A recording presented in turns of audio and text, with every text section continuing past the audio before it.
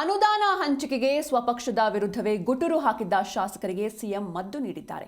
ಕಾಂಗ್ರೆಸ್ ಶಾಸಕರ ಕ್ಷೇತ್ರಗಳಿಗೆ ತಲಾ 50 ಕೋಟಿ ಅನುದಾನ ರಿಲೀಸ್ ಮಾಡುವ ಮೂಲಕ ಶಾಸಕರ ವಿಶ್ವಾಸ ಗಳಿಸಲು ಪ್ರಯತ್ನ ನಡೆಸಿದ್ದಾರೆ. ಆದರೆ ವಿಪಕ್ಷ ಶಾಸಕರ ಕ್ಷೇತ್ರಗಳಿಗೆ ಕೇವಲ 25 ಕೋಟಿ ರಿಲೀಸ್ ಮಾಡಿದ್ದಕ್ಕೆ ಕಮಲ ಪಡೆ ಕಿಡಿಕಾರಿದೆ. ಈ ಬಗ್ಗೆ ಒಂದು ವರದಿ ಇಲ್ಲಿದೆ ನೋಡಿ. ಕೈ ಶಾಸಕರಿಗೆ 50 ಕೋಟಿ, ವಿಪಕ್ಷ ಶಾಸಕರಿಗೆ 25 ಕೋಟಿ. ತಾರತಮ್ಯಕ್ಕೆ ಸಿಎಂ ವಿರುದ್ಧ ಕಮಲ ಪಡೆ ಕೆಂಡ. ಉಸ್ತುವಾರಿ ಸುರ್ಜೇವಾಲಾ 1-to-1 ಸಭೆಯ ಬೆನ್ನಲ್ಲೇ ಸಿಎಂ ಸಿದ್ದರಾಮಯ್ಯ ಅಲರ್ಟ್ ಆದಂತೆ ಕಾಣಿಸ್ತಾ ಇದೆ.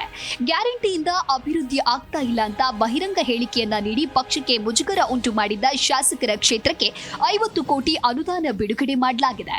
ಉಸ್ತುವಾರಿ ಸುರ್ಜೇವಾಲಾ ಮುಂದೆ ಶಾಸಕರು ಅಸಮಾಧಾನ ತೋಡಿಕೊಂಡ ಬೆನ್ನಲ್ಲೇ ಕಾಂಗ್ರೆಸ್ ಶಾಸಕರಿಗೆ ತಲಾ 50 ಕೋಟಿ ಅನುದಾನ ಬಿಡುಗಡೆಗೆ ಅನುಮೋದನೆ ನೀಡಲಾಗಿದೆ.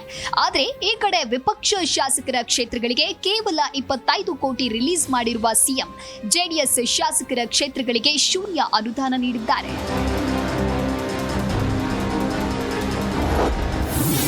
ಸಿದ್ದರಾಮಯ್ಯ ಇಬ್ಬಗೆ ನೀತಿಗೆ ಬಿಜೆಪಿ ಕೆಂಡ.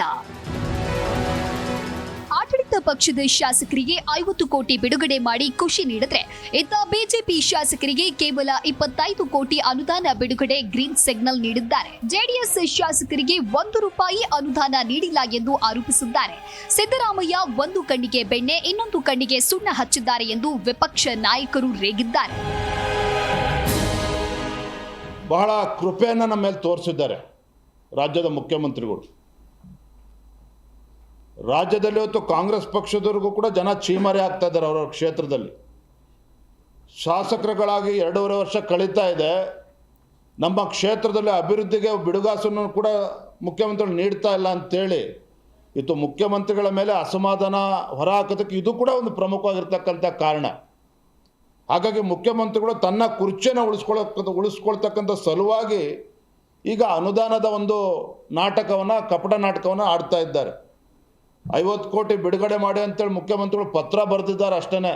ಇನ್ನು 50 ಕೋಟಿ ಬಿಡುಗಡೆ ಆಗ್ತದೋ, ಅದರಲ್ಲಿ ಇನ್ನೆಷ್ಟು ಬಿಡುಗಡೆ ಆಗ್ತದೆ, ಅದು ಯಾವಾಗ ಬಿಡುಗಡೆ ಆಗ್ತದೆ, ಯಾವಾಗ ಶಾಸಕರಿಗೆ ಅವ್ರ ಕೈಗೆ ಸೇರ್ತದೆ, ಅಭಿವೃದ್ಧಿ ಕೆಲಸ ಯಾವಾಗ ಪ್ರಾರಂಭ ಆಗ್ತದೆ, ಇವೆಲ್ಲವೂ ಕೂಡ ಇವತ್ತು ಯಕ್ಷ ಪ್ರಶ್ನೆ. ಆದರೆ ಸರ್ಕಾರದ ಕ್ರಮವನ್ನ ಸಮರ್ಥನೆ ಮಾಡಿಕೊಂಡಿರುವ ಗೃಹ ಸಚಿವ ಡಾಕ್ಟರ್ ಜಿ ಪರಮೇಶ್ವರ್, ಬಿಜೆಪಿಯವರು ತಮ್ಮ ಆಡಳಿತ ಇದ್ದಾಗ ಇದೇ ರೀತಿ ತಾರತಮ್ಯ ಮಾಡಿ ಅನುದಾನ ನೀಡಿದ್ರು.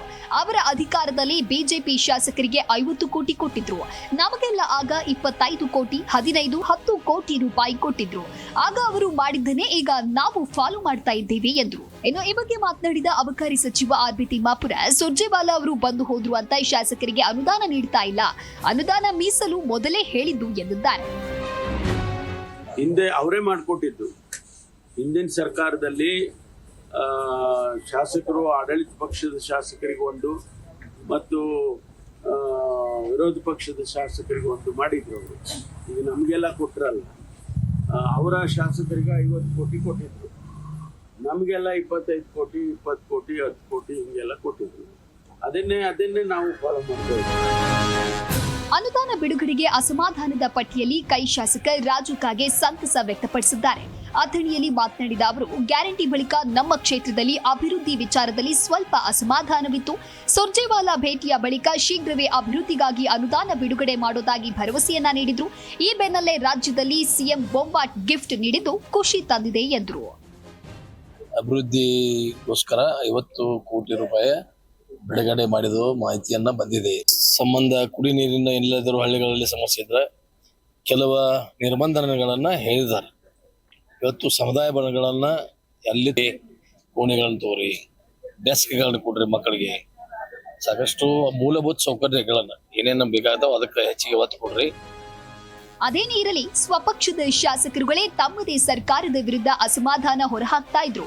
ಇದರಿಂದ ಎಚ್ಚೆತ್ತುಕೊಂಡಿದ್ದ ಕಾಂಗ್ರೆಸ್ ಹೈಕಮಾಂಡ್ ನಾಯಕರು ಸುರ್ಜೇವಾಲಾ ಅವರನ್ನ ಬೆಂಗಳೂರಿಗೆ ಕಳುಹಿಸಿ ಶಾಸಕರ ಅಹವಾಲು ಆಲಿಸಿದ್ರು.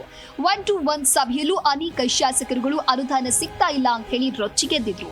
ಇದೀಗ ಎಚ್ಚೆತ್ತುಕೊಂಡ ಸಿಎಂ ಸಿದ್ದರಾಮಯ್ಯ ಕಾಂಗ್ರೆಸ್ ಶಾಸಕರುಗಳ ಕ್ಷೇತ್ರಕ್ಕೆ ಮಾತ್ರ ತಲಾ 50 ಕೋಟಿ ರೂಪಾಯಿ ಅನುದಾನ ಬಿಡುಗಡೆಗೆ ಮುಂದಾಗಿದ್ದಾರೆ. ಆದರೆ ವಿಪಕ್ಷಕ್ಕೆ ಅನುದಾನ ವಿಚಾರದಲ್ಲಿ ತಾರತಮ್ಯ ಆಗಿದ್ದು, ಬಿಜೆಪಿಯ ಮುಂದಿನ ನಡೆ ಏನು ಅನ್ನೋದನ್ನ ಕಾದು ನೋಡಬೇಕಿದೆ. Mallikarjun, news desk, Zee Kannada news.